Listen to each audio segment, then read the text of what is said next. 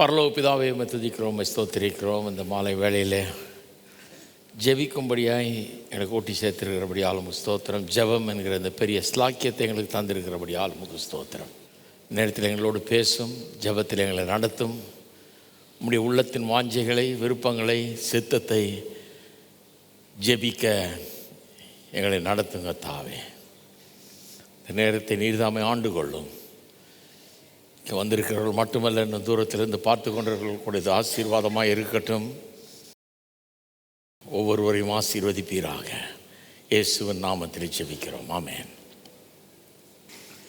நீங்கள் அறிந்திருக்கிறபடி சங்கீத புஸ்தகத்தை பயன்படுத்தி, வேத வசனத்தை பயன்படுத்தி எப்படி ஜெபிப்பது என்பதை போதித்து வருகிறோம். இது ஜெப வேலை மட்டுமல்ல, எப்படி ஜெபிக்கிறதுன்னு போதிக்கிற வேலையும் கூட. நம்ம எல்லாருமே ஜெபிக்க கற்றுக்கொள்ள வேண்டியது இருக்குது. எல்லா கிறிஸ்தவர்களுக்குள்ளேயும் ஒரு ஆட்டிடியூடு எப்படின்னா, நான் இதிலே பிறந்து வளர்ந்தவன், அதனால் நான் கூட நினைப்பேன், ஜெபம் பண்ண தெரியுமா எங்களுக்கு, சின்ன வயசுலேருந்து பண்ணியிருக்கேன், 5 வயசுலேருந்து நான் பண்ணியிருக்கேன் ஜெபம். எங்களுக்கு தெரியாத ஜெபமா? இது வெறும் ஜெபத்தை பற்றி மட்டும் இல்லை, எல்லாத்த பற்றியும் அப்படி தான். எங்களுக்கு தெரியும், அதெல்லாம் தெரியும், எங்களுக்கு எல்லா பாட்டும் தெரியும், எல்லாம் தெரியும் எங்களுக்கு. ஏன்னா இதிலேயே ஊர்னவங்களாச்சே. எங்களுக்கு நீ என்ன ஜெபத்தை பற்றி போதிக்கிறதுக்கு என்ன இருக்குது? 5 வயசுலேருந்து நான் பண்ணிகிட்ருக்கிறேன் ஜெபம், என்ன போதிக்க போகிறேன். அப்புறம் தான் நான் ரியலைஸ் பண்ணேன், பலர் ஜெபிக்கிறத பார்த்த பிறகு தான் எனக்கு அறிவு வந்தது. ஜெபத்தை குறித்து போதிக்கிறத பார்த்தேன். நிறைய சபைகளில் ஜெபத்தை குறித்தெல்லாம் போதிக்கிறது கிடையாது. பாருங்கள், ஜெபம் பண்ணுவாங்களே ஒழிய ஜெபத்தை குறித்து போதிக்க மாட்டாங்க. நான் ஒரு இடத்துல இருந்து அங்கே ஜெபத்தை குறித்து போதித்தாங்க பாருங்கள், பெருசாக எடுத்து போதித்தாங்க பல வாரங்கள். அப்போ தான் எனக்கு புரிஞ்சுது, ஜெபத்தை பற்றி இவ்வளோ விஷயம் இருக்குது, தெரிஞ்சுக்க வேண்டியது நிறையா இருக்குது. இவ்வளோ நாள் நம்ம தெரியாமல் இருந்துட்டோமேங்கிற ஒரு எண்ணம் எனக்கு உருவாச்சு. அதுலேருந்து இன்றைக்கு வரைக்கும் ஜெபம் பண்ண கற்றுக்கொண்டு வருகிறேன், தொடர்ந்து கற்றுக்கிட்டு வர்றேன். இன்னும் அதிகமாக கற்றுக்கொள்ள வேண்டியது இருக்கிறது இல்லையா? ஆகவே இது கற்றுக்கொள்ளுகிற நேரம். இது வாரத்தில் ஒரு நாள் ஜெபம் பண்ணால் போதாது, 1 மணி நேரம் தினந்தோறும் நீங்கள் பண்ணணும். அதுக்கு இது ஏதுவாக இருக்கும் என்று சொல்லி தான் அப்படி பண்ணுறோம். இதில் ஒரு மெத்தடை யூஸ் பண்ணுறோம், வேத வசனத்தை பயன்படுத்தி எப்படி ஜெபம் பண்ணுறதுன்றது. இது ரொம்ப அருமையான மெத்தடு. ஏன்னா இதில் ஜெபம் பண்ண நுழையும் போது என்ன பண்ண போகிறோம், என்ன ஜெபம் பண்ண போகிறோன்றது தெரியாமல் நம்ம ஆரம்பிக்கிறோம். பெரிய லிஸ்ட் ஒன்று கொண்டாடல, எதுவும் கொண்டாடல, ப்ரேயர் ரிக்வெஸ்ட் லிஸ்டெல்லாம் கிடையாது. ஆனால் இதை வாசிக்கும்போது கர்த்தர் நம்முடைய உள்ளத்தில் பல காரியங்களை குறித்த இதெல்லாம் தேவைப்படுதுங்கிறத எழுப்புகிறார் நம்ம மனசில். அதுக்கேற்ற மாதிரி ஜெபம் பண்ணுறோம். அப்போ ஒவ்வொரு முறையும் நம்முடைய ஜெபம் வித்தியாசமாக இருக்குது. அப்போ லிஸ்ட் என்னங்க ஆகுது, அதுக்கு பிறகு வரேன் நான். லிஸ்ட் என்ன ஆகுறது? சிம்பிள் ஆன்சர் என்னென்னா, கடவுளுக்கு ஏற்கனவே தெரியும். நீங்கள் லிஸ்ட்டு கொடுத்ததுனால அவருக்கு தெரியும்னா அவர் கடவுளே கிடையாது. லிஸ்ட்டு அவருக்கு ஏற்கனவே தெரியும். 22 வயசு இருக்கும்னு நினைக்கிறேன். ஒரு கூட்டத்துக்கு என்னை கொண்டு போனாங்க. இப்போ ஒரு பெரிய பிரசங்கியார், கல்லூரியில் இருந்தேன் நான். ஒரு மிகப்பெரிய உலக பிரசித்தி பெற்ற பிரசங்கியார் பிரசங்கம் பண்ணுறது கேட்டேன். பெரிய கூட்டம். பிரசங்கம் பண்ணும்போது கேட்டும்போது அவர் சொன்னார், திடீர்னு 25 வருஷமாக நான் பணத்துக்காக ஜெபம் பண்ணதே இல்லைன்னார். ப்ரேயர் ரிக்வெஸ்ட் பண்ணதே கிடையாது அப்படின்னார். எனக்கு ஆச்சரியமாகிடுச்சு, என்ன மனுஷன் அவர். ஏன்னா நான் அப்போ டெய்லி பணத்துக்காக தான் ஜெபம் பண்ணிருந்தேன். என் பிரச்சனை என்னென்னா, காசு இல்லை கையில். சின்ன செலவுகளுக்கு சில்லற காசு, நான் சொல்கிறது துணியை துவைக்கிறதுக்கு இந்த மாதிரி, அது இல்லாமல் இருந்தது. வெளிநாட்டில் தனியாக இருக்கிறேன், யார்ட்டையும் கேட்க முடியாது, பயந்து போயிட்டுருக்கிறேன். இவர் சொல்கிறாரு, நான் ஜெபம் பண்ணதே இல்லைன்றார். 25 வருஷம் பணம், பெரிய ஊழியம். எப்படி 25 வருஷம் பணத்துக்காக ஜெபம் பண்ணாமல் எப்படி ஊழியம் செய்கிறாருன்னு எனக்கு அது புரியவே இல்லை அவர் சொன்னது. அப்புறம் ரொம்ப அவர் பிரசங்கமே கொஞ்சம் வித்தியாசமாக இருந்தது. அவர் எல்லாம் வாங்கி கேட்க ஆரம்பித்தேன், அவர் புக்கெல்லாம் படிக்க ஆரம்பித்தேன். அப்புறம் தான் எனக்கு விளங்குச்சு, அவர் இந்த ஜெபத்தை பற்றிலாம் நிறைய எழுதியிருக்காரு. அப்புறம் தான் எனக்கு விளங்குச்சு, ஏன் இவர் அதை கேட்கலன்னு. ஏன்னா அது ஏற்கனவே ஆண்டவருக்கு தெரியும். ரொம்ப சிம்பிள் ஆன்சர், எனக்கு ஏற்கனவே அவருக்கு தெரியும். நம்ம பிரச்சனை என்னன்னா, லிஸ்ட்டு ஆண்டவருக்கு தெரியாதுன்றது பிரச்சனை இல்லை. நிறைய பேர் ஜெபத்துக்கு வரும்போது நம்ம ப்ரேயர் ரிக்வெஸ்ட் லிஸ்ட்டு எங்கே, அதை ஆண்டவர்கிட்ட கொடுக்க வேணாமா, அது தெரியணுமே அப்படின்னு தான் வர்றாங்க. லிஸ்ட்டு அவருக்கு தெரியாதுன்றது பிரச்சனை இல்லை, அவரை நமக்கு தெரியாது, அதுதான் பிரச்சனை. அவர் எப்படிப்பட்டவர் என்கிறத நாம் அறியாமல் இருக்கிறோம். அதுதான் பிரச்சனை. எதுக்கு சபைக்கு வர்றோம், எதுக்கு ஒரு பிரசங்கத்தை கேட்குறோம், எல்லா பிரசங்கமும் எதை குறித்தது? கர்த்தர் எப்படிப்பட்டவர் என்பதை இன்னும் மேலும் மேலும் அறிந்து கொள்வதற்காக தான். பவுல் ஜெபத்தை பாருங்கள், எபேசியர் 1 கிளாசிக் ப்ரேயர். அது எந்த ப்ரேயர் லிஸ்ட்டுக்காகவும் ஜெபம் பண்ணல. அவர் ஒன்று ஜெபம் பண்ணுறாரு, மனக்கண்கள் பிரகாசம் அடையணும். சிலுவையில் நீர் மரித்து உயிரோடு எழுந்ததன் மூலமாக இவர்களுக்கு என்ன ஆயிற்று என்பதை புரிந்து கொள்ளுகிறதற்கு மனக்கண்கள் பிரகாசம் அடைய செய்யணும் அப்படின்னு ஜெபம் பண்ணுறார். அப்போ அதுதான் பிரச்சனை. பிரகாசமுள்ள மனக்கண்களில் கடவுள் என்ன எனக்காக செஞ்சுருக்கிறாரு, சிலுவையின் மூலமாக என்ன எனக்கு உண்டாயிருக்கு அப்படிங்கிறத புரிந்து கொள்ளலை. கர்த்தருடைய அன்பு புரியல, கர்த்தர் எவ்வளோ பெரியவர்ன்றது புரியல, ஒன்றும் புரியல. நம்ம நினச்சிட்டு இருக்கிறோம் அவருக்கு நம்ம லிஸ்ட்டு தெரியாதுன்னு. அதனால் லிஸ்ட்டை வச்சுக்கிட்டு பெருசாக கான்சென்ட்ரேட் பண்ணிகிட்ருக்குறோம். அதனால் எங்கள் அப்ரோச்சே அதுதான். சிலர் வந்து யோசிப்பாங்க, என்ன ப்ரேயர் லிஸ்ட் இல்லாமல் ப்ரேயர் ரிக்வஸ்டெல்லாம் எடுத்து ஒன்று ஒன்றா போவேணாமா, இவர் என்ன எப்படி பண்ணிகிட்ருக்காரு அப்படின்னு நினைக்கலாம். அதுக்கு தான் சொல்கிறேன், லிஸ்ட் அங்கே போயிடுச்சு ஏற்கனவே. இன்னும் கேட்டால் அவரை கேட்டிங்கன்னா க்ளீனாக கரெக்டான லிஸ்ட்டு கொடுப்பார். உங்களுக்கே தெரியாத தேவைகள்லாம் உங்களுக்கு இருக்குது, கரெக்டான லிஸ்ட்டு கொடுப்பாரு. இதை படி, அப்போ அதெல்லாம் கொண்டாடுவோம் உனக்குன்றார்.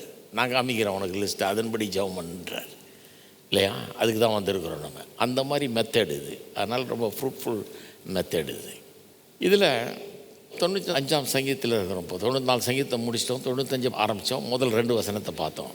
இந்த சங்கீதமே வந்து கர்த்தரை ஆராதிப்பது எப்படி என்பது குறித்த சங்கீதம். எப்படி ஆராதிக்கலான்றதுக்கு 4 வழிகளில் ஆராதிக்கலாம். ஒன்று பாடி, இன்னொன்று கம்பீர சத்தம் போட்டு, 3வது துதிகளை செலுத்தி, 4வது இசைக்கருவிகளை பயன்படுத்தி. முதல் 2 வசனத்திலே அதெல்லாம் வந்துடுது. சங்கீர்த்தனம்னு தமிழில் வந்துருச்சு, இங்கிலீஷில் இசைன்னு வந்துருச்சு, மியூசிக்னு வந்துருச்சு. அப்போ இந்த 4 விதமாக ஆரம்பிக்கலாம். இன்னும் சில விதங்கள்லாம் இருக்குது, அதுக்குள்ளே போகல. ஏன்னா இந்த வசனம் அதை தான் சொல்லுது, 4 தான் சொல்லுது, அதனால் 4 சொல்கிறோம். அதனால் இவ்வளோ தான், வேறு கிடையாதுன்னு அர்த்தம் கிடையாது. சங்கீதத்தை நல்லா வாசித்திங்கன்னா பல இடங்களில் இன்னும் பல விதங்களில் ஆராதிக்கலான்னு இருக்குது. அப்போ இப்படியெல்லாம் ஆராதிக்கலாம். இதை குறித்து விவரமாக நான் பேசினேன். இன்றைக்கி அடுத்த ஸ்டெப்புக்கு போக போகிறோம். 3ஆம் வசனத்துலேருந்து 7ஆம் வசனம் வரைக்கும் போக போகிறோம். அடுத்து திருப்பி 7லேருந்து ஆரம்பித்து 11ஆம் வசனம் வரைக்கும் போக போகிறோம். இன்றைக்கி 7 கொஞ்சம் கவர் பண்ணுவோம். இது 3 பிரிவாக பிரிக்கலாம் அந்த சங்கீதத்தை. 1, 2 முதல் பிரிவு, 3லேருந்து கிட்டத்தட்ட 6ஆம் வசனம் கடைசி பகுதி வரைக்கும், அப்புறம் 6வது கடைசியிலேருந்து 11ஆம் வசனம் வரைக்கும் 3வது பகுதி. ரஃபாக பிரித்தா இதில் கொஞ்சம் ஓவர்லாப்பிங் இருக்கும், 6வது 7வது வசனம். சரி, இதில் இப்போ 2வது பகுதியை பார்ப்போம். நம்ம முதல் பகுதியை வாசிக்கிறேன். கர்த்தரை கம்பீரமாய் பாடி நம்முடைய இரட்சணிய கண்மலையை சங்கீர்த்தனம் பண்ணுவோம் பாருங்கள். துதித்தலுடனே அவர் சந்நிதிக்கு முன்பாக வந்து சங்கீதங்களால் அவரை ஆர்ப்பரித்து பாடக்கடவோம். சரி, அப்புறம் 3ஆம் வசனத்துலேருந்து பார்த்திங்கன்னா ஏன் அவரை ஆராதிக்கணும், எப்படி ஆராதிக்கணுன்றதை முதல் 2 வசனம் சொல்லிடுச்சு. ஏன் ஆராதிக்கணுங்கிறத அடுத்த வசனங்கள் சொல்லுது. ஏன் ஆராதிக்கணும்னா, முதலாவது முதல் 2 வசனம் ஏற்கனவே சொல்லிடுச்சு, அவர் கர்த்தர், அதனால் ஆராதிக்கணும். அவர் கர்த்தர். 3ஆம் வசனமும் அது சொல்லுது, கர்த்தரே மகாதேவனும். அப்போ கர்த்தர் எதை செய்தார்ன்றதுக்காக ஆராதிக்கிறதுக்கு முன்னாடி அவர் செய்ததெல்லாம் கூட நினைவு கூற வேண்டியதில்லை. அவர் தான் கர்த்தர், அவர் தான் ஆண்டவர். ஆகவே அவர் ஒருவரே துதிக்க பாத்திரராக இருக்கிறார், அதனால் அவர் ஆராதிக்கிறோம். We worship him because he is God. அவர் என்ன செஞ்சார்ன்றது பிறகு தான், முதல்ல அவர் தேவன். ஆகவே நம்ம அவரை ஆராதிக்கணும் இல்லையா? அடுத்தது, கர்த்தரே மகாதேவனும் எல்லா தேவர்களுக்கும் மகாராஜனுமாயிருக்கிறார். பூமியின் ஆழங்கள் அவர் கையில் இருக்கிறது, பர்வதங்கள் உயரங்கள் அவருடையவைகள், சமுத்திரம் அவருடையது, அவரே அதை உண்டாக்கினார். வெட்டாந்திரையும் அவருடைய கரம் உருவாக்கிட்டு. நம்மை உண்டாக்கின கர்த்தருக்கு முன்பாக நாம் பணிந்து குனிந்து முழங்காற்படுகிற கடவும் வாருங்கள். அவர் நம்முடைய தேவன், நாம் அவர் மேய்ச்சலின் ஜனங்களும் அவர் கைக்குள்ளான ஆடுகளுமாமே. அப்போ 2வது ஏன் ஆராதிக்கணுமாங்கிறது. அப்போ ஏன் ஆராதிக்கணுங்கிறதுல முதல்ல அவர் கர்த்தர், அதனால் ஆராதிக்கணும். 2வது, அவர் மாபெரும் தேவன், அவர் தான் எல்லாத்தையும் சிருஷ்டித்தார் என்பதற்காக அவரை ஆராதிக்க வேணும். இஸ் அ கிரேட் காட்னு வருது இங்கிலீஷில். NIVயில் வாசித்தீங்கன்னா, நியூ இன்டர்நேஷ்னல் வெர்ஷனில் வாசித்தீங்கன்னா, இஸ் a கிரேட் காட். அவர் God is a great God. நம்முடைய தேவன் மகாதேவன். தமிழ்லேயே நல்லா வந்திருக்கு. அதனால் அவர் ஆராதிக்கணும். மகாதேவன் எந்த விதத்தில்? எல்லா தேவர்களுக்கும் மகாராஜனுமாக இருக்கிறார். இந்த அர்த்தத்தை முதல்ல சொல்லிடுறேன். இன்றைக்கி தேவனை நிறைய பேர் என்ன பண்ணிட்டாங்க, குறைச்சி ஒரு சின்னவர் ஆக்கிட்டாங்க அவரை. நமக்கு எல்லாருக்குமே இந்த ட்ரைபல் புத்தி இருக்குது பாருங்கள். எங்கள் ஊர், எங்கள் மொழி, எங்கள் ஜாதி, எங்கள் இனம் அப்படின்னு நம்மளையே ஒரு வட்டத்துக்குள்ளே போட்டுக்கிட்டு அதைத்தான் பெருசாக பேசிக்கிட்டு இருக்கிறோம். அப்போ கடவுளையும் அந்த லெவலுக்கு கொண்டாந்துட்டாங்க. எங்கள் குல தெய்வம், எங்கள் ஊரில், எங்கள் காஸ்ட்டில் எல்லோரும் நாங்கள் இந்த தெய்வத்தை தான் வணங்குறோம் அப்படின்னு உலகம் முழுக்க பாருங்கள். அந்த குல தெய்வம்ங்கிற கான்செப்ட்டு ட்ரைப்ஸ் மத்தியில், ஆசியாவை சேர்ந்த நாடுகளில், ஆப்பிரிக்காவில், இன்னும் தென் அமெரிக்காவிலலாம் பல இடங்களில் அந்த மாதிரி இருக்குது ட்ரைபல் கான்செப்ட். கடவுள்னால் அந்தந்த குலத்துக்கு ஒருத்தர் இருக்கிறார் ஒரு கடவுள். அவர் இந்த ஊர் கடவுள், இந்த ஜாதி கடவுள், அவர் அந்த ஜாதி கடவுள், நாங்கள்லாம் அவரை வணங்குறோம், நீங்கள் எதை வணங்குறீங்க அப்படிங்கிற மாதிரி ஆயிடுச்சு. கிறிஸ்தவம் என்ன போதிக்கிறது? இப்படி பல கடவுள் கிடையாது, ஊருக்கு ஒரு கடவுள்லாம் கிடையாது, இருக்க முடியாது. தேவன் ஒருவரே தான். நம்மால் ஒருத்தர் சொல்லிட்டு போயிட்டார், ஒன்றே குலம் ஒருவனே தேவன். ரொம்ப கரெக்டாக சொல்லிட்டாங்க. ஒரே தேவன், பல தெய்வங்கள் கிடையாது, ஒரே தேவன். அந்த தேவன் மகாதேவன், எல்லா தேவர்களுக்கும் மகாராஜனாக இருக்கிறார் அவர். தெய்வங்கள் அது இதுன்னு சொல்ல, இது இவர் வந்து எல்லாத்த காட்டிலும் பெரியவர் அப்படிங்கிறத சொல்லுது. அப்போ முதலாவது இது வந்து நமக்கு என்ன ஃபோக்கஸ் பண்ண உதவுதுன்னா, நம்முடைய ஆண்டவர் எவ்வளோ பெரிய தேவனுங்கிறத ஃபோக்கஸ் பண்ண உதவுது. இது ரொம்ப முக்கியம். ஜெபிக்க வரும்போது நம்முடைய பிரச்சனை எவ்வளோ பெரியதுன்ற நினைவில் தான் நம்ம வர்றோம். ஏன்னா நமக்கு வந்து நம்மளை மட்டும்தான் பார்க்குற அந்த புத்தி அப்படி தான் இருக்குது பாருங்கள். என் பிரச்சனை, எனக்கு வேலை இல்லை, எனக்கு காசு வேணும், எனக்கு சுகம் வேணும், எனக்கு அது வேணும், இது வேணும், என் தேவை இது, என் பிரச்சனை இது, நான் அதான் நம்மளை தான் முதல்ல வச்சுருவோம். நம்மளை பற்றி தான் யோசிச்சுட்டு இருப்போம். நம்ம தேவை தான் நமக்கு பெருசாக தெரியுது. நம்ம எல்லாருமே அப்படி தான் நம்ம, இல்லையா? அது இயல்பு. கிறிஸ்தவம் என்ன சொல்லுது? ஜெபிக்க வரும்போது உன் தேவையை பற்றியே யோசிச்சுட்டு வராது. அது எவ்வளோ பெருசு, பிரச்சனையே பார்த்துட்டு இருக்கீங்கன்னா அது ரொம்ப பெருசாக தெரியும். எதை நீங்கள் உத்து பார்த்துக்கிட்டு இருக்கிறீங்களோ அது ரொம்ப பெருசாக தெரியும். அதான் சொல்லுவேன் இல்லையா, ஒரு ரூபா காயின் எடுத்து கையில் வச்சு இப்படி வச்சு பார்த்தீங்கன்னா வெறும் ₹1 புத்தியே ₹1 புத்தி ஆகிடும். இந்த ₹1 தவிர வேறு உலகத்துலேயே கிடையாதுன்ற மாதிரி ஆகிடும். இப்படி வச்சு பார்த்திங்கன்னா எல்லாரும் தெரியும், இதுவும் தெரியும். இது தெரிய வேண்டிய சைஸில் தெரியும். ப்ராப்ளமாக பார்க்க வேண்டிய சைஸில் பார்க்காம இருக்கிறது தான் நம்ம பிரச்சனை. அதை விட பெருசாக பார்க்குறது தான் நம்ம பிரச்சனை. அதை பார்த்து பார்த்து பார்த்து அதில் கவனம் செலுத்தி அதை பற்றி கவலைப்பட்டு பயந்து நம்முடைய பிரச்சனைகளை பெருசாக நினைக்கிறது தான் நம்ம மனுஷருடைய பிரச்சனை ஆயிடுச்சு. கடவுளுக்கு ஏற்கனவே தெரியும். அதனால தான் சொல்கிறாரு, பைபிளை வாசித்து ஜெபம் பண்ணு.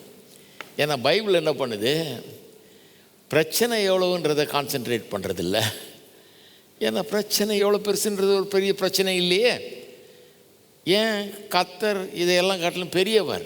அதனால் இது எவ்வளோ பெருசாக இருந்தான்னா அது ஒரு பிரச்சனையே கிடையாது. அதனால தான் பிரச்சனை பெருசுங்கிறத பற்றி பைபிள் பேசுகிறதே கிடையாது. எதை பற்றி பேசுது? கர்த்தர் பெரியவர், கர்த்தரே மகாதேவனும் எல்லா தேவர்களுக்கும் மகாராஜனுமாக இருக்கிறார். அப்போ இதனால தான் நான் பைபிளுக்கு வரேன். ஜெபம் பண்ணும்போது சிலர் வந்து கண்ணை மூடினோடனே அழுவ ஆரம்பிச்சிருவாங்க. ஏன்னா ஜெபம்னா யாரோ சொல்லி கொடுத்துருக்காங்க, அழுகிறது தான் ஜெபம். என்னமோ வந்து கத்திட்ட கண்ணீர் விட்டுரு, உனக்கு கர்த்தர் கொடுத்துருவார். ரொம்ப ஒரு போர் வியூன்னு நினைக்கிறேன் நான். நம்ம பிரச்சனை நிமித்தம் நம்ம வருத்தப்படுறோம், அதனால் கண்ணீர் விடுறோம், அது வேறு, அது ஓகே. பட் வெறும் ஜெபம்னாலே வெறும் கண்ணீர் தான் ஜெபம், கண்ணீரை பார்த்து தான் அவர் பதில் தர்றாருன்றதெல்லாம் அதெல்லாம் பைபிளில் எங்கேயும் கிடையாது பாருங்கள். வெறும் கண்ணீரை பார்த்து ஒன்றும் பதில் தர்றதில்லை.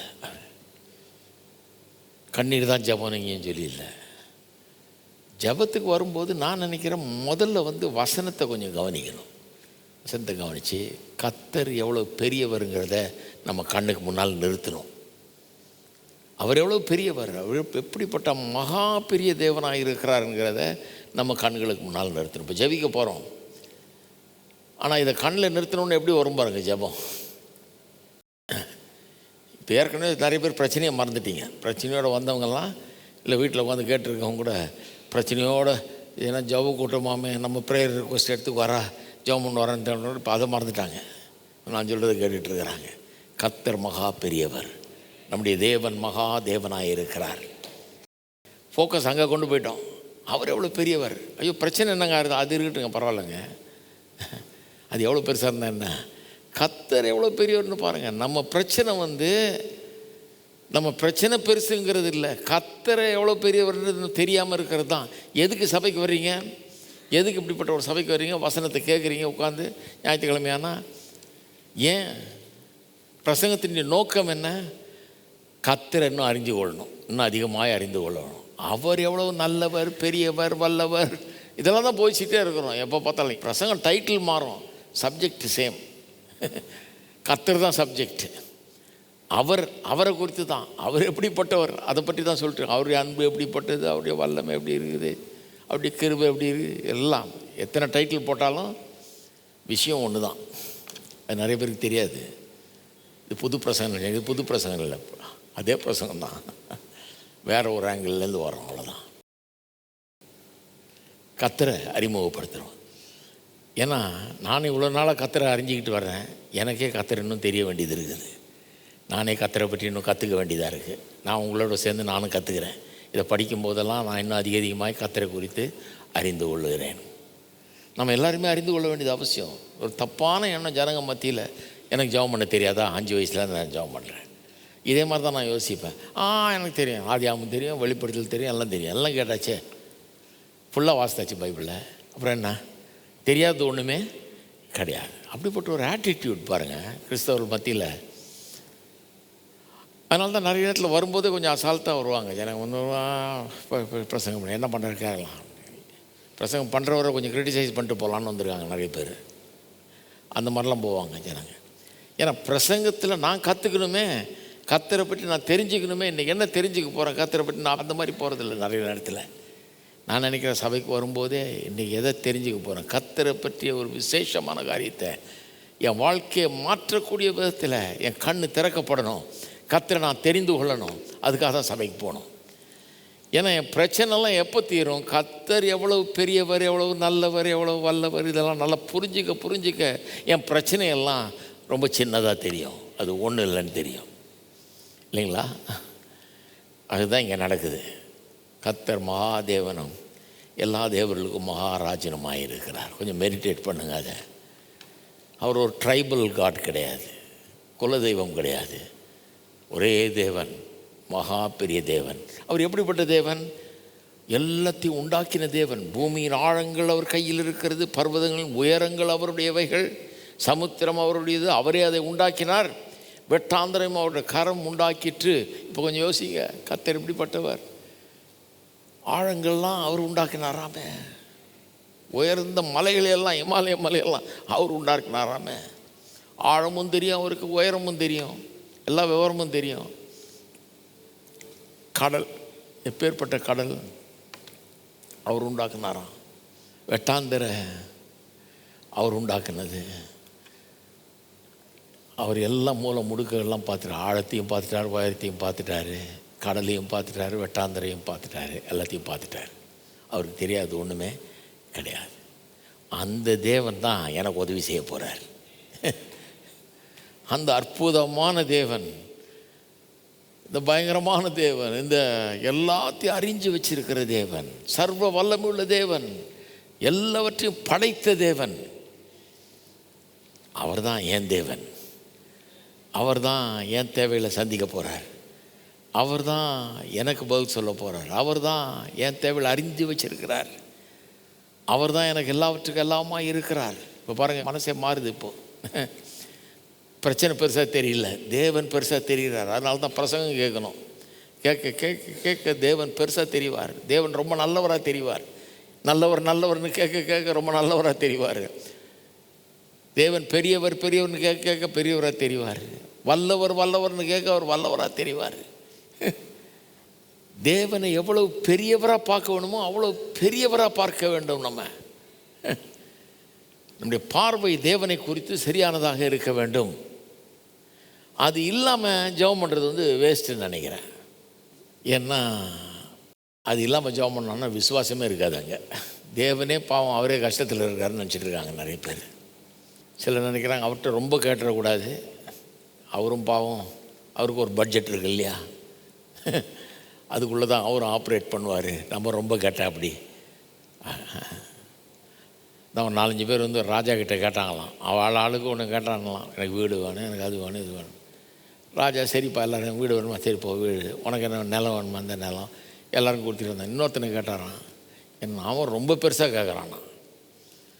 அங்கே இருக்கோம், யோ உனக்கு என்ன அறிவு இருக்கா, இவ்வளோ பெருசாக கேட்கலாமா ராஜாட்ட, ஏதோ கொடுக்குறாருன்னா கொடுக்குறத வாங்கிட்டு போயேன், இன்னும் இவ்வளோ பெருசாக கேட்குறான். ராஜா சொன்னார், அவனை மிரட்டாத, அவன் மேலே தான் எனக்கு ரொம்ப பிரியமாக இருக்குது. ஏன்னா இவங்க கேட்டதுலேயே இவன் தான் எனக்கு ரொம்ப பெரிய மரியாதையை செலுத்துகிறான். நான் எவ்வளோ பெரிய ஆளுங்கிறத அவன் கேட்டதன் மூலமாக வெளிப்படுத்துகிறான், பெருசாக கேட்குறான். ஏன்னா அவனுக்கு தெரியும் நான் பெரிய ஆளுன்னு.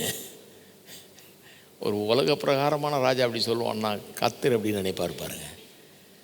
நிறைய பேருக்கு பெரிய காரியங்களை விசுவாசிக்க முடியல. ஏன்னா கர்த்தர் எவ்வளோ பெரியவருங்கிறத நம்ம அறியாமல் விட்டுட்டோம், தெரிஞ்சுக்காமல் விட்டுட்டோம்.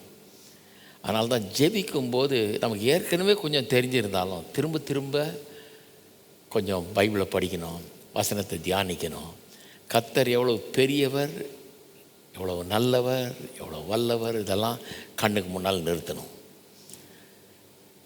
கொஞ்ச நேரம் தியானிக்கணும், அதை சிந்திக்கணும் ஆழமாக. அதை சிந்திச்சுட்டு அப்புறம் ஜெபம் பண்ணி பாருங்கள் எப்படி வருது ஜெபம்னு. வேறு மாதிரி இருக்கும் ஜெபமே. இல்லைன்னா பிரச்சனையை சொல்லி அழுகிறது தான் வேலையாக இருக்கும். அதனால தான் பாருங்கள் ஜனங்க அப்படி இருக்காங்க. கர்த்தர் எவ்வளோ பெரியவர்னு சொல்லி நீங்கள் தெரிஞ்சிட்ட பிறகு ஜெபம் பண்ணிங்கன்னா ஜெபம் வித்தியாசமாக இருக்கும். பெரிய நம்பிக்கையோடு ஜெபம் பண்ணுவீங்க. அவருக்கெல்லாம் ஏற்கனவே தெரியுன்றது புரிஞ்சுக்கிட்டிங்கன்னா லிஸ்ட்டை ஓரமாக வச்சுருவீங்க.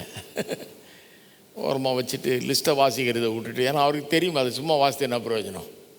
ஆண்டவரே உமக்கு தெரியும், நீர் வல்லவர், நீர் நல்லவர், நீர் பெரியவர், எனக்கு வேண்டியதுக்கு மேலே நீ செய்ய வல்லவராக இருக்குதுன்னு எனக்கு புரிஞ்சிருச்சு, இப்போ எனக்கு புரிய வச்சதுக்காக ஸ்தோத்திரம், அப்படி ஜெபம் பண்ண ஆரம்பிச்சிருவீங்க. அப்போ எதுக்கு தேவனை நாம் துதிக்க வேண்டும்? ஏன்னா அவர் எல்லாத்தையும் சிருஷ்டித்த தேவன். ஆழங்களை அவர் உண்டாக்கினார், உயர்ந்த மலைகளை அவர் ஏற்படுத்தினார், கடல் அவர் உண்டு பண்ணினார், வெட்டாந்தரை அவர் உண்டு பண்ணினார். அதே தேவன் தான் என்னுடைய தேவைகளுக்கும் இன்றைக்கி போதுமானவராக இருக்கிறார். அதெல்லாம் உண்டாக்குனார்னா என் தேவை ஒரு பெரிய காரியமாக அவருக்கு? என் தேவன் போதுமானவராக இருக்கிறார். எத்தனை பேர் சொல்கிறீங்க போதுமானவராக இருக்கிறார்? கொஞ்சம் நின்று ஜெபம் பண்ணுவோமா? கொஞ்சம் கர்த்தர் எவ்வளோ பெரியவர்ன்றதை ஜீரணிப்போம். கொஞ்சம் ஒரு 2 நிமிஷம் நின்று எல்லோரும் கர்த்தர் எவ்வளோ பெரியவருங்கிறத தியானிங்க. அதை சொல்லி ஜெபம் பண்ணுங்க. நீங்கள் இப்போ எப்படி அவரை காண்கிறீர்கள் என்பதை சொல்லுங்கள். கர்த்தாவே, பிரச்சனையை சொல்லாதீங்க, அவர் எவ்வளோ பெரியவர், வல்லவர், நல்லவர். அவருடைய பார்வையில் உங்கள் பிரச்சனையெல்லாம் ஒன்றுமே கிடையாது, சுலபமான ஒன்று, லேசான காரியம் அது அப்படிங்கிறத சொல்லுங்கள். எல்லோரும் உள்ளங்களை உயர்த்துவோம், கர்த்தரை முதல்ல ஸ்தோத்தரிப்போம், துதிப்போம். ஸ்தோத்திரம் கர்த்தாவே, ஸ்தோத்திரம் கர்த்தாவே, நீர் பெரியவர், நல்லவர், வல்லவர், மகா பெரிய தேவன் நீர். வானத்தையும் பூமியும் படைத்த தேவன், உம்மால் கூடாத காரியம் ஒன்றுமில்லை. இப்போ ஏற்பட்ட தேவன் எங்களுடைய தேவனாய் இருக்கிறீர் கர்த்தாவே. இதை உணரச் செய்தபடி ஆளுமுக்கு ஸ்தோத்திரம் கர்த்தாவே. எங்கள் கவனத்தை அதன் மேலே வைக்கிறோம். பிரகாசமுள்ள மனக்கண்களை எங்களுக்கு தருவீராக, பிரகாசிப்பிக்க பண்ணுவீராக, மனதை பிரகாசிப்பிக்க பண்ணுவீராக. இருள் நீங்கட்டும், வெறும் எங்களுடைய பிரச்சனையை பார்க்குற அந்த குணம் நீங்கட்டும், அந்த குறுகிய பார்வை நீங்கட்டும் கர்த்தாவே. உம்மை பெரியவராய் காணட்டும் எங்களுடைய உள்ளம். நீர் அற்புதமானவர், வல்லவர் என்பதை காணட்டும் எங்கள் உள்ளம், காணட்டும் கர்த்தாவே. எங்கள் உள்ளம் உம்மை காணட்டும். எவ்வளவு பெரியவர், எவ்வளவு நல்லவர், எவ்வளவு வல்லவர், எவ்வளவு மகத்தான தேவன் நீர். எங்கள் தேவன் நீர் தான் எங்களுடைய தேவைகளெல்லாம் சந்திக்கிறவர் என்பதை உணரச் செய்வீராக, உணரச் செய்வீராக, உணரச் செய்வீராக கர்த்தாவே. உமக்கு ஸ்தோத்திரம், ஸ்தோத்திரம், ஸ்தோத்திரம். தூரத்திலிருந்து பார்த்து கொண்டிருக்கிறவர்கள கூட ஒருவேளை பிரச்சனைகளோடு இன்றைக்கு பார்க்க உட்கார்ந்திருப்பார்கள் என்றால், கவனத்தை பிரச்சனையிலிருந்து திருப்புங்க தாவே. உண்மை காணட்டும் ஜனங்கள். அவருடைய தேவன் எவ்வளோ பெரியவர் என்பதை காண உதவி செய்வீராக, உதவி செய்வீராக கத்தாவே. மனக்கண்கள் பிரகாசமடைய உதவி செய்வீராக. எவ்வளோ பெரிய தேவன், அற்புதமான தேவன். அந்த தேவன் தான் எங்களுடைய தேவையை சந்திக்க போகிறார். அந்த தேவனுக்கு முன்னால் தான் நான் வந்திருக்கிறேன். அந்த தேவனிடத்தில் தான் நான் ஜெபம் பண்ணுகிறேன். ஒரே மெய்யான தேவன், இவரை போல் ஒருவர் இல்லை. அன்பிலும் இரக்கத்திலும் மன உருக்கத்திலும் இவரை போல் ஒருவர் இல்லை. அப்பேற்பட்ட தேவனிடத்தில் நான் வந்திருக்கிறேன். என்னை நோக்கி கூப்பிடு என்று சொன்ன தேவன், மறு உத்தரவு அருளி செய்வேன்னு சொன்னவர், கூப்பிடும் முன்னாலே உனக்கு பதிலளிப்பேன்னு சொன்னவர், அற்புதமான தேவன், என்னை நேசிக்கிற தேவன், எனக்கு எல்லாவற்றையும் தருகிற தேவன். ஸ்தோத்திரங்க தாவே, உமக்கு ஸ்தோத்திரம். ஸ்தோத்திரங்க தாவே, ஸ்தோத்திரம். அப்போ உட்காருவோம். எல்லாத்தையும் சிருஷ்டித்த தேவன் இவர். அதனால தான் அவர் ஆராதிக்கிறோம். ஏன் ஆராதிக்கிறோம்? எல்லாத்தையும் அவர் சிருஷ்டித்தவர். முதல்ல அவர் தேவன்றதுனால ஆராதிக்கிறோம். ரெண்டாவது அவர் பெரிய மகத்தான தேவன், மகாதேவன், எல்லாத்தையும் உண்டாக்குன தேவன். கொஞ்சம் ஆராய்ச்சி பாருங்கள். டெய்லி கொஞ்சம் நேரம் ஆராய்ச்சிங்கனால ப்ரேயர் வித்தியாசையே மாறிடும், வேறு மாதிரி போயிடும். சும்மா பிரச்சனையை சொல்லி அழுகலான்னு வந்தவங்கெல்லாம் வேறு மாதிரி ஜெபம் பண்ணிட்டுருப்போம். அப்புறம் வேறு மாதிரி போயிடும். மூணாவது, நான் எதுக்காக ஆராதிக்கிறோம்? அவர் நம்முடைய எல்லா தேவைகளையும் சந்தித்து நம்மை வழி நடத்தி நம்மை காக்கிற நம்முடைய மெய்ப்பராய் இருக்கிறார். உலகத்தை சிருஷ்டித்தவர் மட்டும் இல்லைங்க, என்னையும் அவர் தான் சிருஷ்டித்தார், உங்களையும் அவர் தான் சிருஷ்டித்தார். நாம் அவருடைய சிருஷ்டிப்பு. எல்லாத்தையும் சிருஷ்டித்தவர் அவர். சிருஷ்டித்த எல்லாத்தையுமே அவர் நடத்துகிறார், காக்கிறார். எல்லாத்துக்குமே அவர் பொறுப்பாளியாக இருக்கிறார். பிள்ளைகளை பெற்றிங்கன்னா நீங்கள் பொறுப்பாளியாகிடுறீங்க. அவங்கள வளர்க்குறதுக்கு அவங்களுக்கு சோறு இருக்கா, துணி இருக்கா, படிப்பு இருக்கா, நல்ல எதிர்காலத்தை அவங்களுக்கு உண்டாக்கி தரேனா நான், இதை பற்றிலாம் ஒரு கரிசனை வந்துடும் உங்களுக்கு இல்லையா? அதுக்காகவே வாழ்வீங்க, அதுக்காகவே எல்லாத்தையும் செய்வீங்க. அந்த யோசனை ரொம்ப இருக்கும் உங்கள்கிட்ட. பிள்ளை கேட்குறதுக்கு முன்னாடியே உங்களுக்கு தெரியும் என்ன தேவை. பிள்ளையோட பெட்டராக தெரியும் உங்களுக்கு அந்த பிள்ளையுடைய தேவை என்னன்னு. அதெல்லாம் எங்கேருந்து வருது? பரலோக தகப்பனிடத்திலேருந்து வருகிறது அந்த குணம். அந்த தகப்பனை மாதிரி தான் இங்கே இருக்கிற தகப்பன் மாதிரி உண்டாக்கப்பட்டிருக்கீங்க, அவருடைய சாயலில், ரூபத்தின்படி. அப்போ அதான் அவர் சொல்கிறார், பொல்லாதவர்களாகிய நீங்கள், பாவத்தில் விழுந்து போன மனுஷன்ட்டு சொல்கிறாரு, பொல்லாதவர்களாகி நீங்கள் உங்கள் பிள்ளைகளுக்கு நல்ல ஈவுகளை கொடுக்க அறிந்திருக்கும் போது பரமபிதா தம்மிடத்தில் வேண்டிக் கொள்ளுகிறவர்களுக்கு நல்ல ஈவுகளை தருவது அதிக நிச்சயம் அல்லவா? எத்தனை பேர் நான் சொல்கிறீங்க தருவார்னு? அப்போ அவர் நல்ல மெய்ப்பர். இந்த நல்ல மெய்ப்பர்ன்று நம்ம போஷிக்கிற, பாதுகாக்கிற, நடத்துகிற நல்ல மெய்ப்பர். நல்ல மெய்ப்பர்னோடனே எனக்கு யோவான் 10ஆம் அதிகாரம் தான் ஞாபகம் வருது. அங்கே இயேசு சொல்கிறாரு, நானே நல்ல மெய்ப்பன். அவர் உலகத்தில் அவர் சொல்கிறாரு, நான் நல்ல மெய்ப்பன். இங்கே 95ஆம் சங்கீதத்திலே அது வருது பாருங்கள். 95ஆம் சங்கீதத்தில் 7ஆம் வசனம் பாருங்கள். அவர் நம்முடைய தேவன், நாம் அவர் மேய்ச்சலின் ஜனங்களும் அவர் கைக்குள்ளான ஆடுகளுமாமே. சங்கீதக்காரன் சொல்கிறான், நம்மலாம் அவருடைய ஆடுகளாமே, அவர் கைக்குள்ளான ஆடுகளாமே. ரொம்ப காலத்துக்கு முன்னால் நான் 23ஆம் சங்கீதத்தை பிரசங்கம் பண்ணேன். அப்போ ரொம்ப டீப்பாக அதை படித்தேன் பாருங்கள். பலரும் அதை குறித்து எழுதினதை வாசித்தேன். மெய்ப்பன்னா எப்படி? சில ஆட்கள் மெய்ப்பரெலாம் இருந்து இன்றைக்கி பெரிய ப்ரீச்சர்ஸ் ஆகி காமெண்ட்ரிலாம் எழுதியிருக்காங்க. அந்த மாதிரி ஆளுகள்லாம் படித்தேன். சில வேலைக்காரங்க மெய்ப்பனாக இருந்து நிறைய ஆயிரக்கணக்கான நாடுகளை வச்சு வளர்த்து கடைசியில் பிரசங்கர் ஆகிட்டு பிரமாதமாக எழுதியிருக்காங்க இதை பற்றி. ஒரு மெய்ப்பன் எப்படி தான் வேலையை செய்கிறான்றது அதை பார்க்கும்போது தான் எனக்கே விளங்குச்சாட்டே. அப்பா, நான் சபைக்கு மெய்ப்பனாக இருக்கிறேன், ஆனால் நான் கிராமத்தான் கிடையாது, எனக்கு ஆடு மாடுகளை வச்சுருந்தது கிடையாது, ஒரு நாய் பூனை கூட வச்சுருந்தது கிடையாது. நான் எனக்கெல்லாம் ஒன்றும் தெரியாது, பட்டணத்தில் வளர்ந்தவன் நான். அதை படிக்கும்போது தான் எவ்வளோ விஷயம் இருக்குதா அப்படிங்கிறது.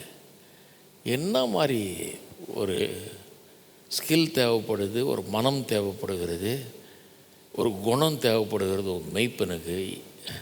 நல்ல மெய்ப்பன்றது சாதாரண ஒரு காரியம் இல்லைங்க. இயேசு அதை பற்றி சொல்கிறார் பாருங்க, 10ஆம் அதிகாரத்தில், யோவான் 10ஆம் அதிகாரத்தில் 11ஆம் வசனம் பாருங்கள். நானே நல்ல மெய்ப்பன், நல்ல மெய்ப்பன் ஆடுகளுக்காக தன் ஜீவனை கொடுக்குறான். அந்த அளவுக்கு ஆடுகளை நேசிக்கிறான், உயிரை கொடுக்குறான் ஆடுகளுக்காக. ரொம்ப கஷ்டப்படும். அதாவது புல்லுள்ள இடங்களை மேய்க்கிறார் அப்படின்லாம் சொல்லியிருக்கு இல்லையா இந்த மெய்ப்பர். 23ஆம் சங்கீதத்தில் சில நேரத்தில் புல் இல்லாமல் போயிடுமா பாருங்கள்.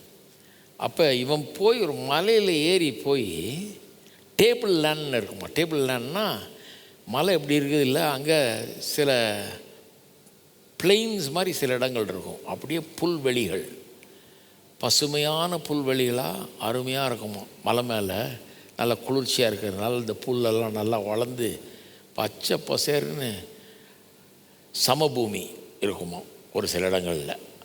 அதை போய் பார்த்துட்டு வந்து எங்கே நல்லா இருக்குதுன்னு பார்த்துட்டு வந்து தன்னுடைய ஆடுகளை கூப்பிட்டு போவானா. எவ்வளோ பெரிய ஒரு முயற்சி பாருங்கள். தான் ஆடு சாப்பிட்ணுங்கிறதுக்காக. அது ஆடு தானேன்னு சும்மா இருக்கிறது இல்லை அவன்.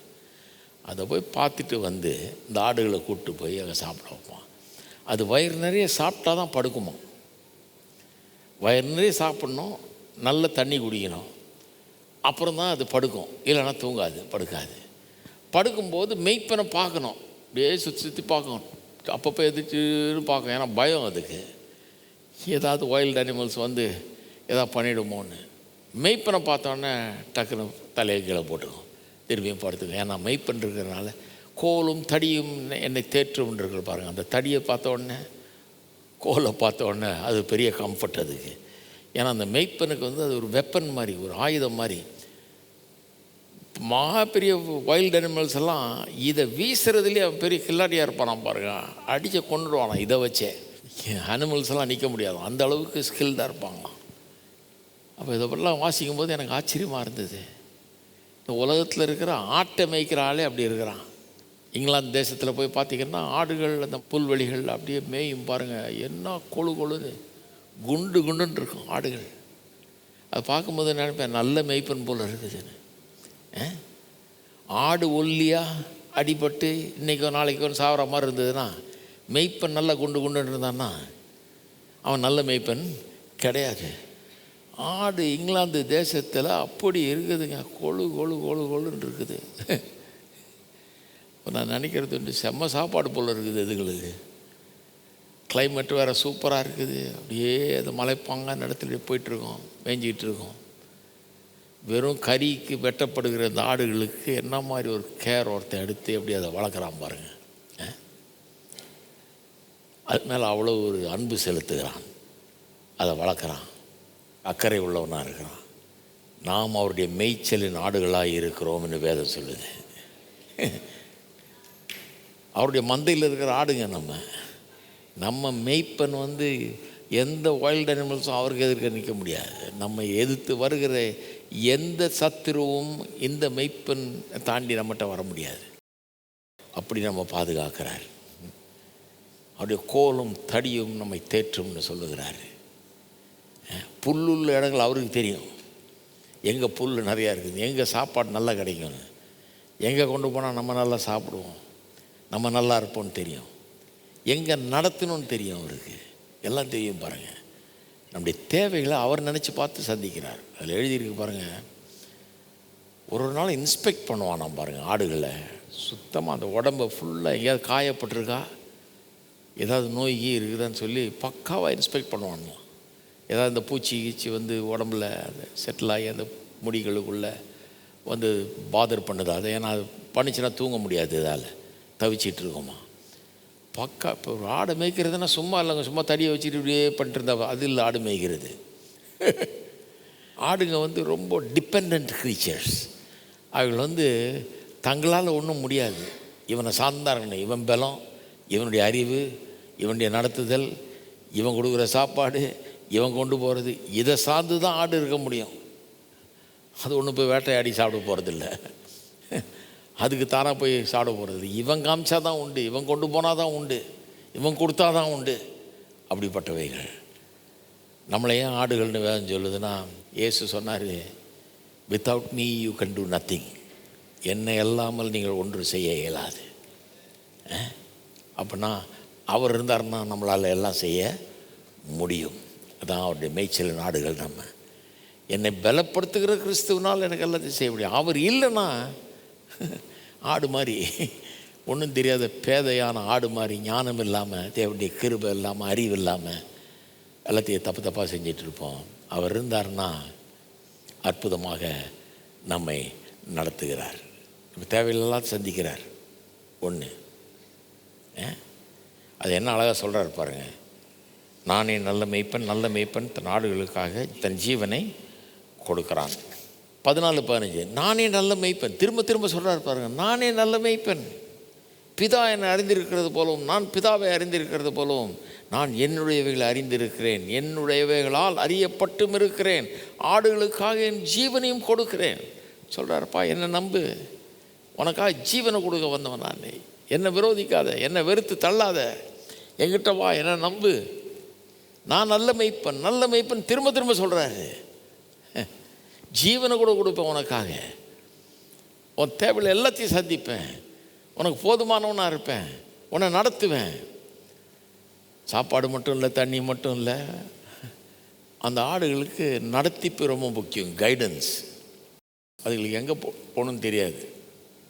எங்கே போகணுன்னு இவன் நடந்து போனான்னா பின்னாடியே அவன் காலை ஒட்டிக்கிட்டே போயிட்டே இருக்கும். அவ்வளோதான் ஆடுகள். இவன் தான் நடத்தினான் எங்கே போகணுன்னு. அதுக்கு எங்கே போகணுன்னு தெரியாது. எத்தனை விதத்தில் இந்த ஆடுகள் நம்மளை மாதிரின்னு யோசித்து பாருங்கள். நம்மளுக்கு இன்றைக்கி எத்தனை பேருக்கு கைடன்ஸ் ஒரு பெரிய ப்ராப்ளம் தெரியுமா? நான் போகிற இடம்லாம் கேட்பான், கொஞ்சம் கைடன்ஸ் பற்றி ப்ரீச் பண்ணுங்களேன். எப்படி கர்த்தர் நடத்துகிறார்? நான் எதாவது தீர்க்க தரிசிட்டு போகணுமா?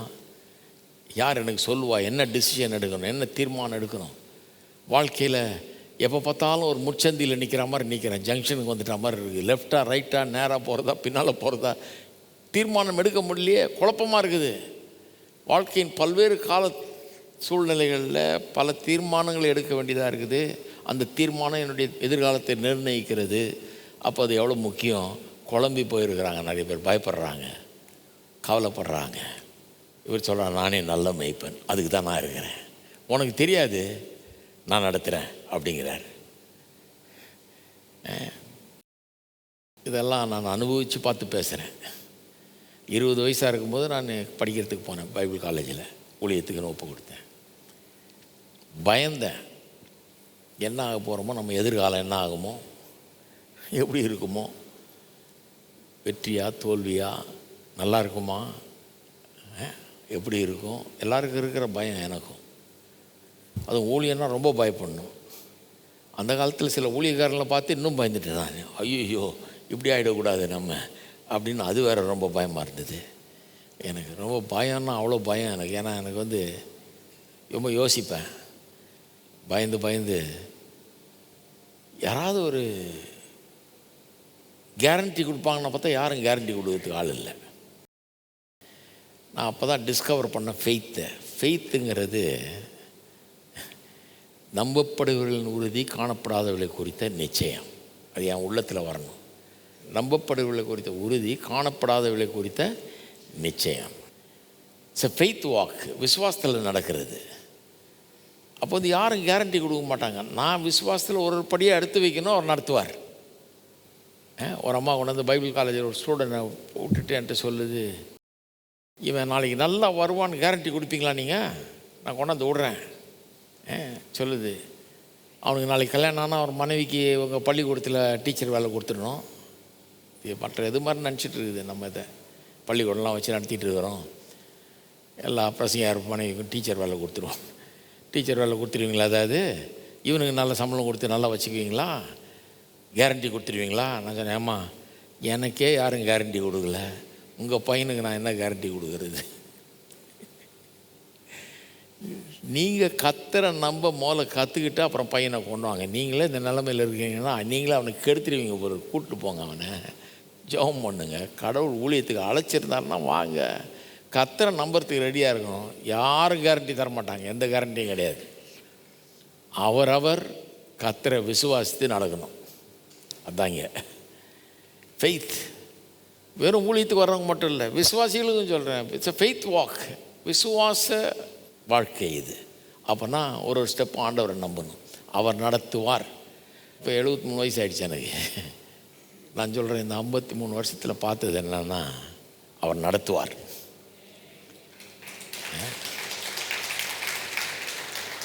அற்புதமாக நடத்தியிருக்கிறார். எத்தனை தடவை ஒரு நாள் எனக்கு எங்கே போகிறதுன்னு தெரில, என்ன பண்ணுறதுன்னு தெரில, நாளைக்கு என்ன விஷயம் ஒன்றும் புரியல. கல்லூரி படிப்பை முடித்தேன், என்ன பண்ணோம் அடுத்து ஒன்றும் தெரியல. நடத்தினார்.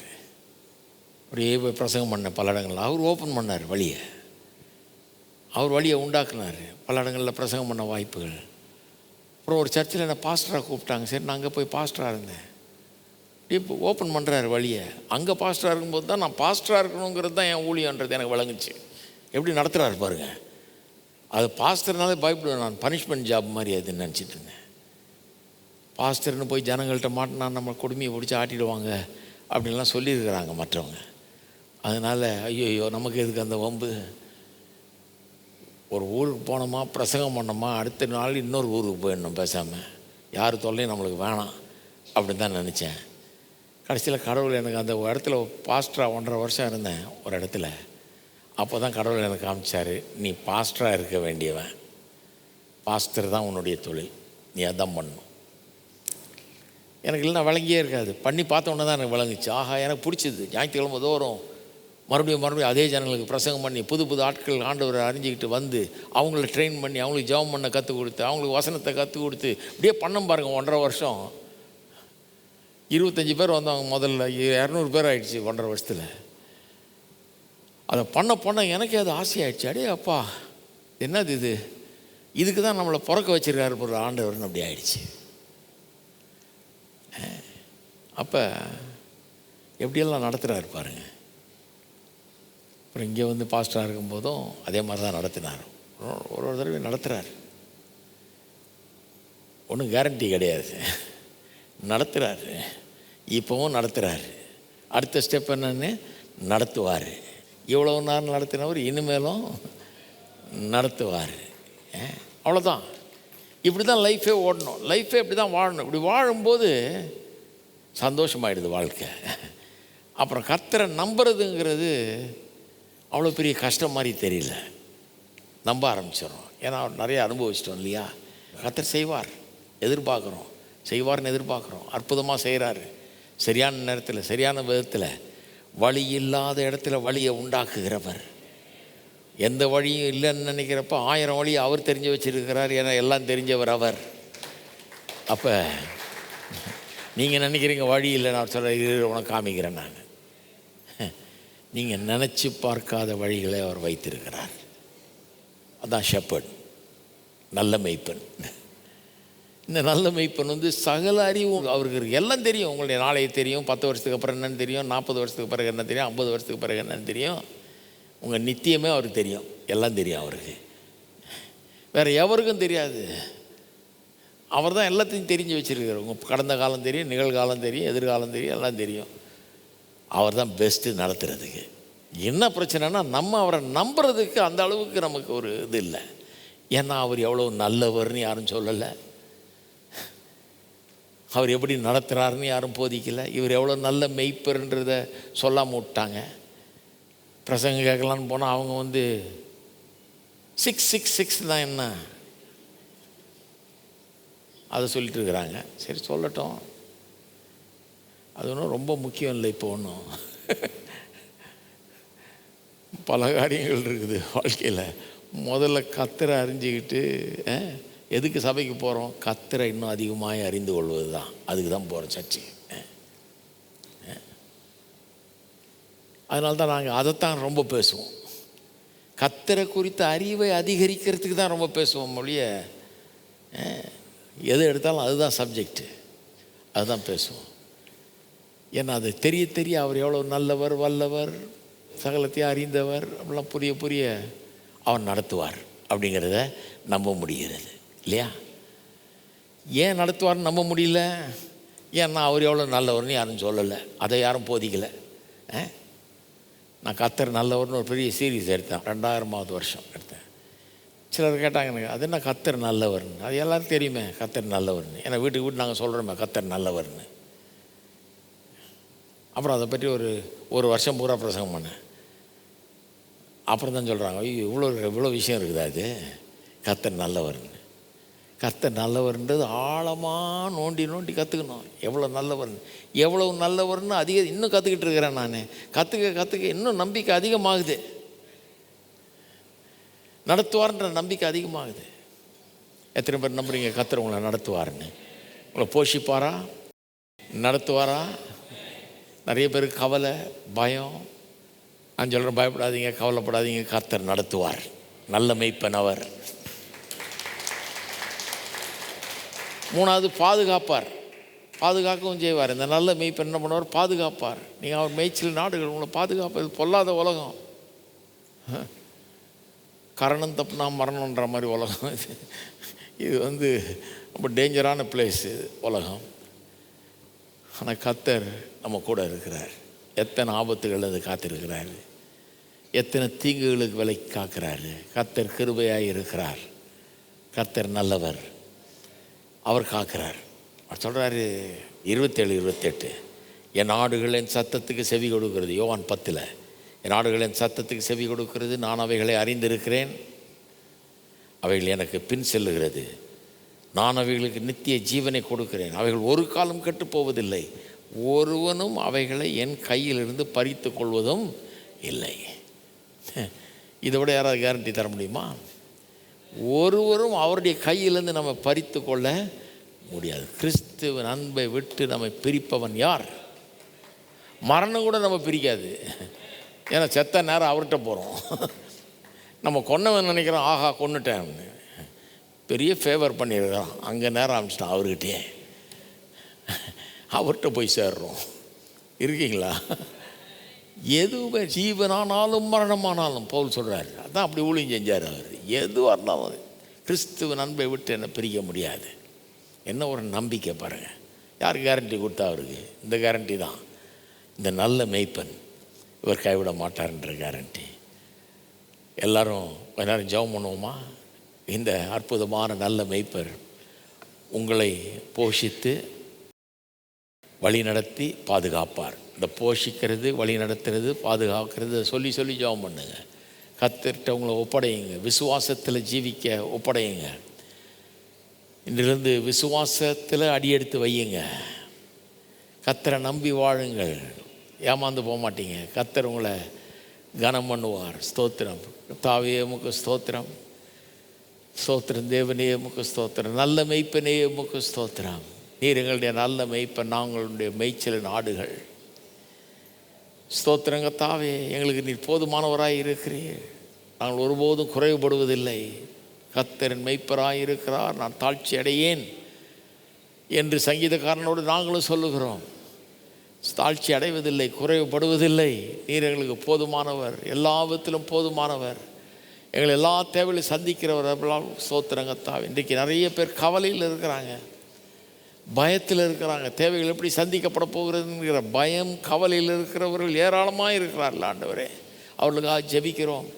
அவர்கள் இந்த இடத்துல இருந்தாலும் சரி, தூரத்திலிருந்து பார்த்து கொண்டிருந்தாலும் சரி, அவர்களை இன்றைக்கு தொடுகிறபடி ஆலமுக்கு ஸ்தோத்திரம்.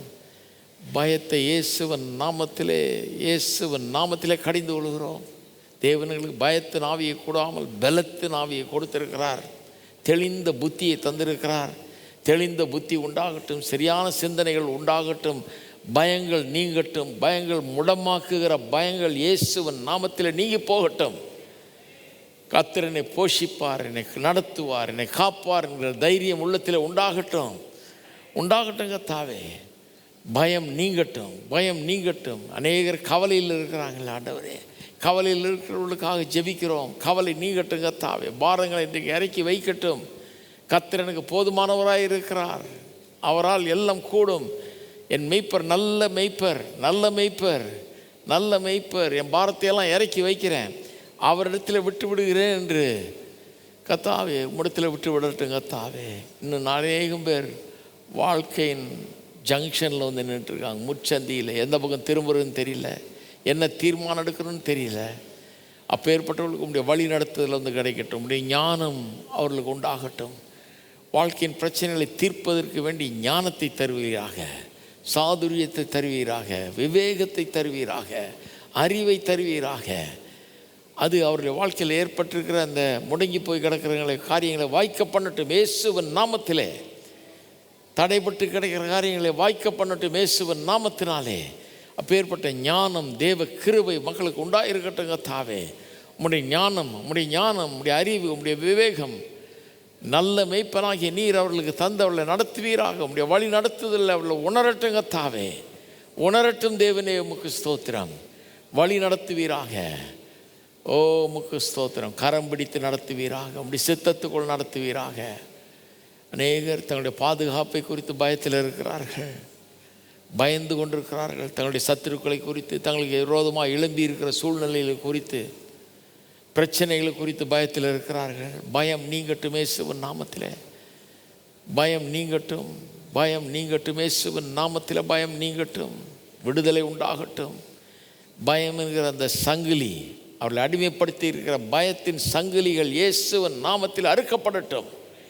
பரிபூர்ண விடுதலை உண்டாகட்டும். ஓ உமக்கு ஸ்தோத்திரம், ஸ்தோத்திரம், ஸ்தோத்திரம் கர்த்தாவே. தொடர்ந்து நடத்துகிறபடியால் உமக்கு ஸ்தோத்திரம். எங்களை போஷித்து, எங்களை வழி நடத்தி, எங்களை காக்கிறீர் நீர். நீர் நல்ல மெய்ப்பன். இன்றைக்கு நாங்கள் இந்த இடத்த விட்டு போகும்போது எங்களை போஷித்து வழி நடத்தி காக்கிறவர் என்பதை மறுபடியும் எங்கள் வாயால் சொல்லி கொண்டு போக கிருபை செய்வீராக. போஷித்து வழி நடத்தி காக்கிற தேவனே உமக்கு ஸ்தோத்திரம். நல்ல மெய்ப்பரே உமக்கு ஸ்தோத்திரம், ஸ்தோத்திரம், ஸ்தோத்திரம் தேவனே. ஸ்தோத்திரம் கர்த்தாவே, ஸ்தோத்திரம். கடைசியாக இங்கே 95ஆம் சங்கீதத்தில் 6ஆம் வசனத்தில் ஒரு புதிய ஐடியா இருக்குது. நம்மை உண்டாக்கின கர்த்தருக்கு முன்பாக நாம் பணிந்து குனிந்து முழங்கால் படிகிற கடவும் வாருங்கள். பணிந்து குனிந்து முழங்கால் படிடும். இது ஒரு புது ஐடியா நுழைக்கிறாங்க. இது எதை குறித்தது? ரெவரன்ஸை குறித்தது. ரெவரன்ஸ்னால் பயபக்தி. எப்படி கர்த்தரை ஆராதிக்கணுன்றது இப்போ சொன்னோம். பாடி, சத்தமிட்டு, கம்பீர சத்தமிட்டு, துதித்து, இசைக்கருவிகளை மீட்டி, அந்த மாதிரி எல்லாம் வாசித்து, சத்தமிட்டு, ஆர்ப்பரித்து எல்லாம் பண்ணலாம். கம்பீர சத்தமாக பண்ணி சொன்னேன். அதனால் ஆராதனைங்கிறது ரொம்ப தடபுடலாக இருக்குது. நல்லா ஆர்ப்பரிக்கிறோம், நல்லா பாடுறோம், எல்லாம் பண்ணுறோம். ரொம்ப முக்கியம் பாருங்கள். Make a joyful noise unto the லார்ட்னு இருக்குது. சந்தோஷமாக சத்தத்தை எழுப்ப சொல்லியிருக்குது வேதம். சத்தம் எழும்பாத இடத்த பற்றி எனக்கு கவலை தான். ஏன்னா கல்றையான்னு சந்தேகமாகிடுது. எந்த சத்தமும் வரலன்னா உயிரோடு தான் இருக்காங்களா ஜனங்கன்னு. சத்தம் எழுப்புறது நல்லது, சத்தம் நல்லது. ஆனால் ஏன் இதை கொண்டாந்து நடுவில் இங்கே போட்டிருக்காங்கன்னா பயபக்தியை குறித்தது. சத்தம்லாம் இருக்கணும், ஆனால் பயபக்தியை மறந்துடக்கூடாது, ரெவரன்ஸை மறந்துடக்கூடாது. நான் சத்தத்தை நம்புகிறவன், சத்தம் இடுகிறவன், இசையை நம்புகிறவன், இசையை நல்லா வாசிக்கணும், கைத்தட்டி பாடணும், நல்லா ஆர்ப்பரித்து கர்த்தரை துதிக்கணும், நல்லா பண்ணணும். அதே நேரத்தில் பயபக்திங்கிறதும் இருக்குது. அது ரொம்ப முக்கியம். அதைத்தான் இந்த வசனம் வலியுறுத்துகிறது. இந்த வசனம் என்ன சொல்லுது? நம்மை உண்டாக்கின கர்த்தருக்கு முன்பாக எப்படி வரணுமா? பணிந்து குனிந்து முழங்கால் படியிட கடவும் வாருங்கள். இது எல்லாம் எதை குறிக்கிறது? ஹியூமிலிட்டி. எவ்வளோ ஹம்பிளாக கர்த்தருக்கு முன்னால் வரணும் அப்படிங்கிறத காட்டுது. இதில் ஹீப்ரு பைபிளில் வாசித்து பார்த்திங்கன்னா அங்கே எப்படி சொல்லப்பட்டிருக்கிறதுனா, இதில் come let us prostrate ourselves. வர்ஷிப்ன்றதை எப்படி டிரான்ஸ்லேட் பண்ணுறாங்கன்னா, prostrate ourselves, let us bow down and let us kneel. ப்ராஸ்ட்ரேட்னா அப்படியே மோங்குப்புற விழுகிறது. அந்த கிழக்கத்திய மக்கள் மத்தியில் ஜபிக்கும் போது எப்படி ஜெபம் பண்ணுவாங்களாம்? அந்த இஸ்ரவேலெல்லாம் நின்றுட்டு தான் ஜெபம் பண்ணுவாங்க. அப்படிப்பட்ட கலாச்சாரத்தில் பயபக்தி நிமித்தமாக கர்த்தருக்கு முன்னால் வரும்போது சில நேரங்களில் அவங்க என்ன பண்ணாங்களாம்? மோங்குப்புற விழுந்து கர்த்தரை ஆராதித்தார்கள். முழங்கால் படிட்டு ஆராய்த்தாங்க. பணிந்து குனிந்து மோங்குப்புற விழுந்து ஆராய்த்தார்கள். அந்த மோங்குப்புற விழுகிறது என்னத்துக்கு அடையாளமாக இருந்தது? அது சில ஆவிக்குரிய அர்த்தம் இருக்குது. அதில் என்னென்னா, மோங்குப்புற விழுகிறதுனா என் வாழ்க்கையில் அவர் எனக்கு ஆண்டவராக இருக்கிறார், நான் ஆண்டவன் இல்லை, அவர் தான் ஆண்டவர். ஏன்னா அந்த காலத்தில் ஒரு பெரிய ராஜா சில குட்டி ராஜாக்களெல்லாம் தான் கீழே வச்சுருந்தார். இந்த குட்டி ராஜாங்களுக்கு அவருடைய உதவி தேவையான, அவன் சூப்பர் பவர் இவங்களை யாராவது அடிக்க வந்தால் அவன் பாதுகாக்கிறான். இந்த குட்டி ராஜாக்கள் அவனை வந்து பார்க்கும்போது மோங்கோப்புற விழுவாங்களாம். என்ன அர்த்தம்? நீர் தான் பெரிய ராஜா, நான் உமக்கு கீழே இருக்கிற சின்ன ராஜா அப்படின்றது அர்த்தம். அதே அர்த்தம் தான் இங்கேயும். இவங்க மோங்கோப்புற விழும்போது என்ன சொல்கிறாங்க? ஆண்டவரே, என்னை வந்து எல்லாத்தையும் ஆண்டு கொள்ளும்படி வச்சீர், அதிகாரம்லாம் கொடுத்தீர். ஆனால் ஒரு காலம் நான் மறக்க மாட்டேன், நீர் தான் என்னுடைய ஆண்டவர். அதை காமிக்கிறாங்க. நீர் தான் என்னுடைய ஆண்டவர். ஆராதனையில்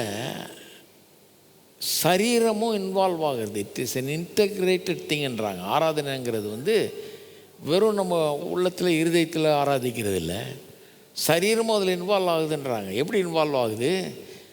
இந்த சரீரத்தில் நம்ம முழங்கால் படிட்டு பணிந்து குனிந்து மோங்கோப்புறலாம் விழுந்து இப்படிலாம் ஆராதிக்கிறாங்க இல்லையா? இது என்னத்தை காட்டுது?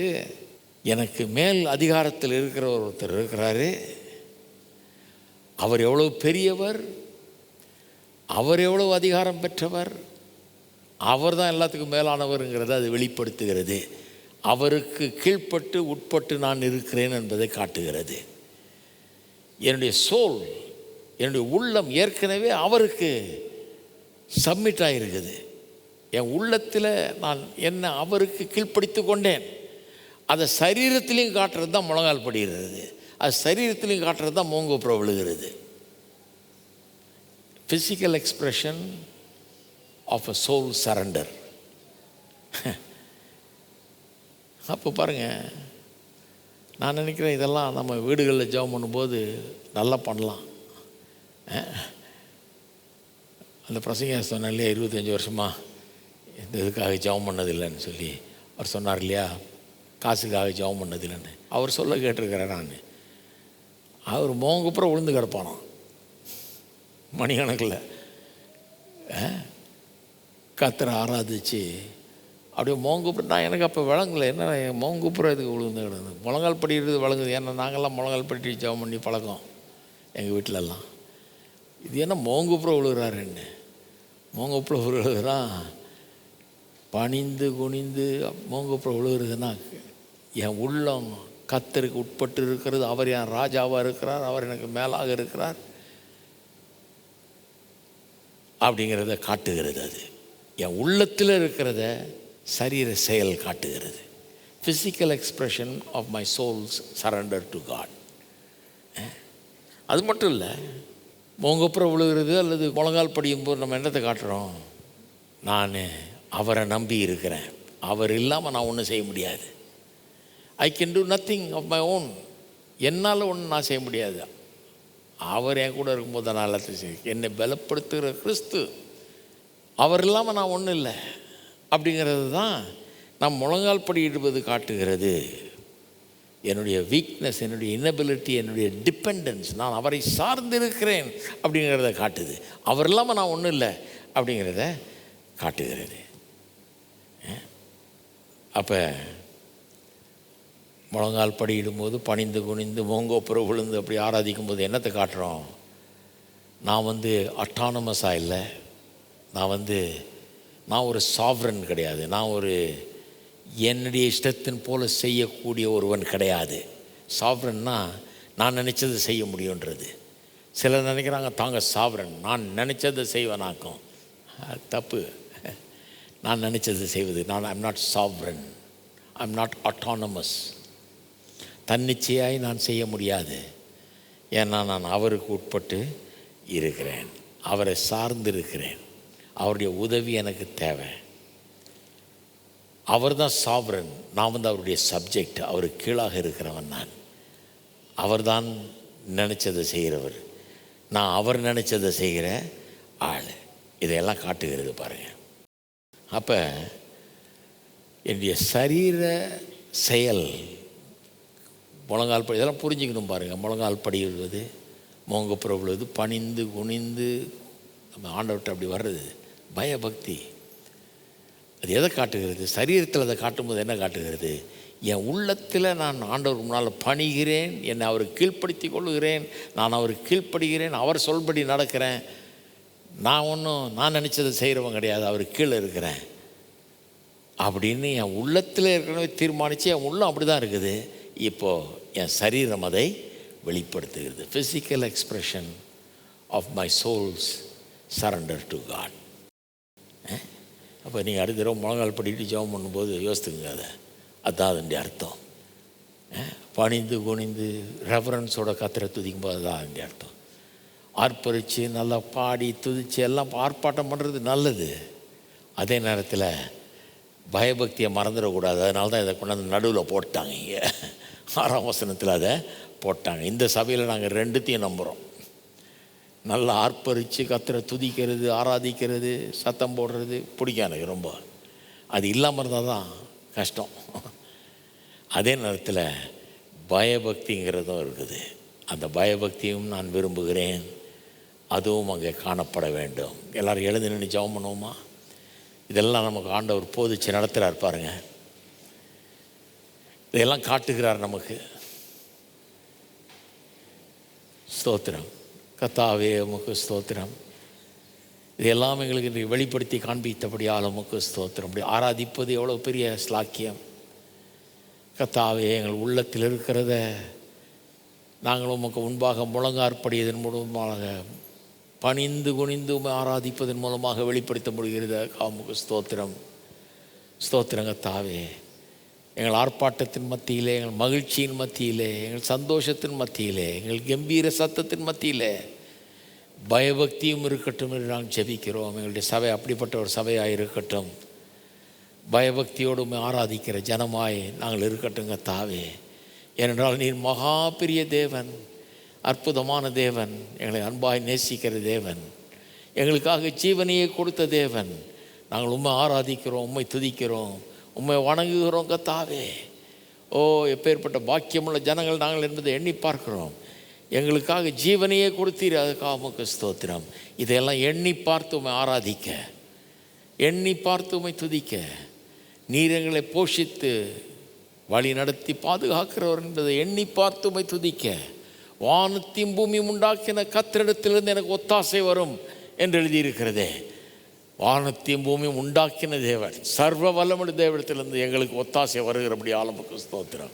அப்படிப்பட்ட தேவனங்கள் தேவையை சந்திக்கிறபடி ஆலமுக்கு ஸ்தோத்திரம். அந்த நிச்சயத்தோடு ஜனங்கள் இந்த இடத்தை விட்டு போகட்டும். தூரத்திலிருந்து கேட்டுக்கொள்வர்கள் கூட இந்த ஜெபத்தை முடிக்கிற வேளையில் அந்த நிச்சயம் உள்ளத்தில் வந்து தங்கி இருக்கட்டும் கர்த்தாவே. அதனால் மனம் நிரம்பட்டும், கண்ணீர் துடைக்கப்படட்டும், பயங்கள் நீங்கட்டும், கவலைகள் நீங்கட்டும், சமாதானம் உண்டாகட்டும், சந்தோஷம் உண்டாகட்டும். இயேசுவின் நாமத்திலே ஜெபிக்கிறோம். ஆமென்.